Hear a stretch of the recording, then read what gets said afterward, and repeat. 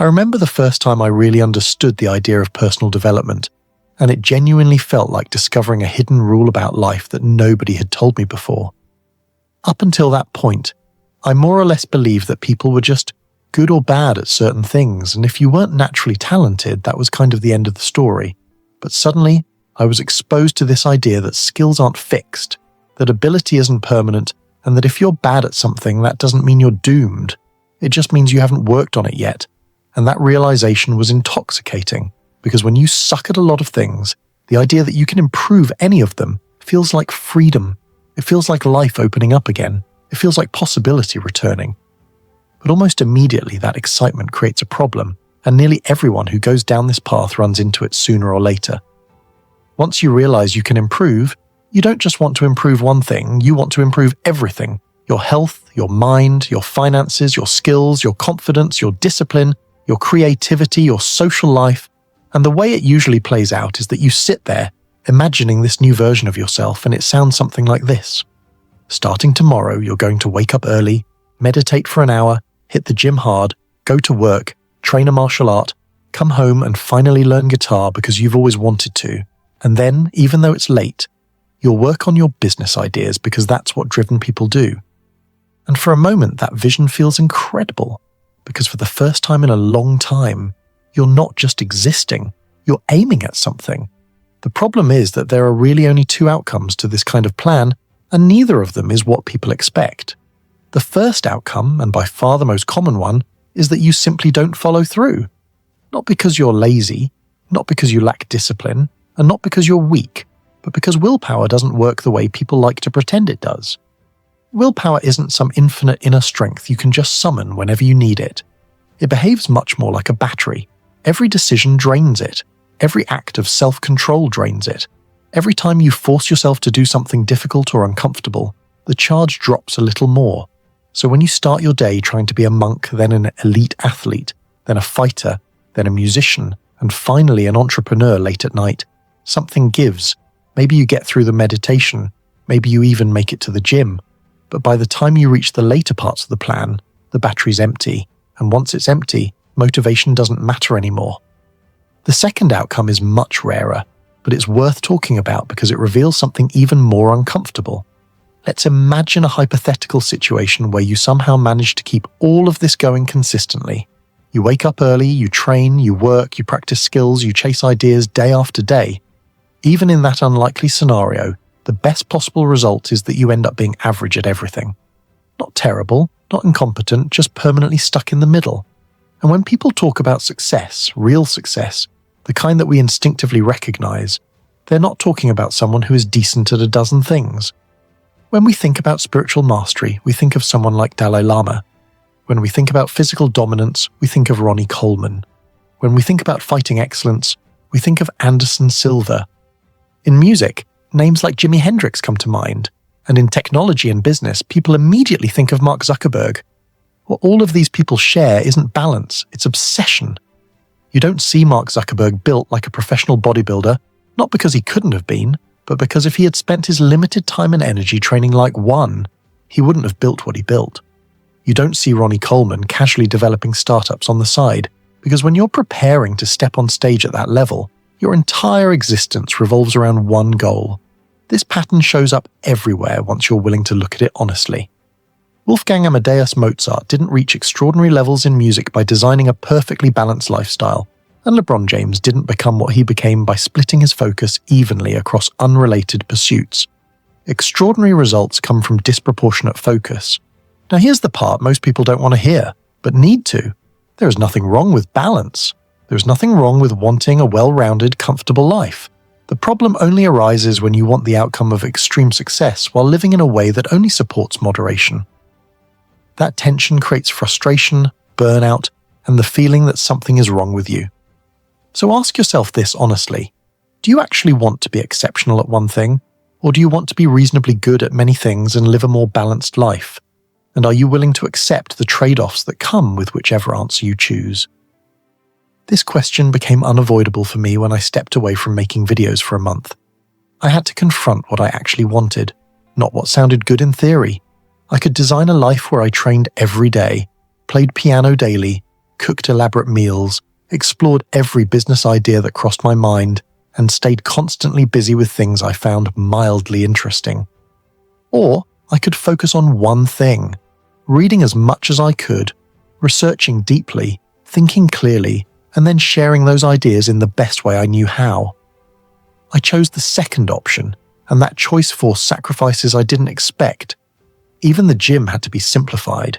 Even hobbies had to be cut back, because if I didn't protect my energy, there was no way this work would exist at the level I wanted it to. And that leads to the real question, the one most people avoid. What is your one thing, and what are you willing to give up for it? Because whether you realize it or not, you're already choosing, you're just doing it unconsciously. One of the hardest parts about the idea of choosing a single focus isn't the work itself, it's the emotional cost of letting go. Because when you decide on one thing, you're not just saying yes to something, you're saying no to 100 other versions of yourself that you could have been. And that's uncomfortable. It feels restrictive. It feels like you're closing doors before you've even walked through them. But what most people don't realize is that refusing to choose doesn't keep all doors open. It slowly drains your energy while keeping you stuck in place. You end up busy but not effective, tired but not fulfilled. And over time, that creates a quiet resentment toward yourself because deep down you know you're capable of more, yet you never quite arrive anywhere meaningful. This is where clarity becomes far more important than motivation. Motivation is unreliable by nature. It spikes when something is new and exciting, and it fades the moment repetition sets in. Clarity, on the other hand, doesn't rely on emotional highs. When you're clear about what your one thing is, you don't need to constantly negotiate with yourself every day. You don't wake up wondering what you should work on, or whether today is a gym day, a business day, or a creative day. The decision has already been made, and that removes friction. That reduction in friction is what preserves your mental energy, and mental energy is far more valuable than raw discipline. Most people fail not because they lack discipline, but because they're constantly draining themselves by switching contexts, chasing novelty, and trying to maintain identities that don't fit together. A question worth asking yourself here is this. If you keep doing exactly what you're doing now for the next 5 years, where does it realistically lead you? Not where you hope it leads, not where the best-case scenario takes you, but where the average outcome ends up. That question alone tends to cut through a lot of self-deception, because many people are operating under the assumption that everything will somehow come together later, that all these parallel efforts will magically compound into something meaningful. But in reality, effort only compounds when it's concentrated. Scattered effort doesn't compound, it dissipates. What makes this even harder is that modern culture actively rewards the appearance of balance and productivity. Being busy looks impressive. Having multiple interests sounds sophisticated. Saying you're working on several things at once makes you feel ambitious. But none of that guarantees progress. Progress requires depth, and depth requires time spent doing the same thing over and over again, long after the novelty wears off. That's the part most people quietly avoid, because depth is boring before it becomes rewarding. And without a clear reason for why you're committing to something, boredom becomes unbearable. This is also where comparison becomes dangerous. You look around and see people who appear to be doing everything, training hard, building businesses, creating content, traveling, socializing, and you assume you're falling behind if you don't match that pace. But what you don't see is the trade-offs behind the scenes, the things that are being neglected, or the fact that many of those people are cycling through phases rather than sustaining all of it at once.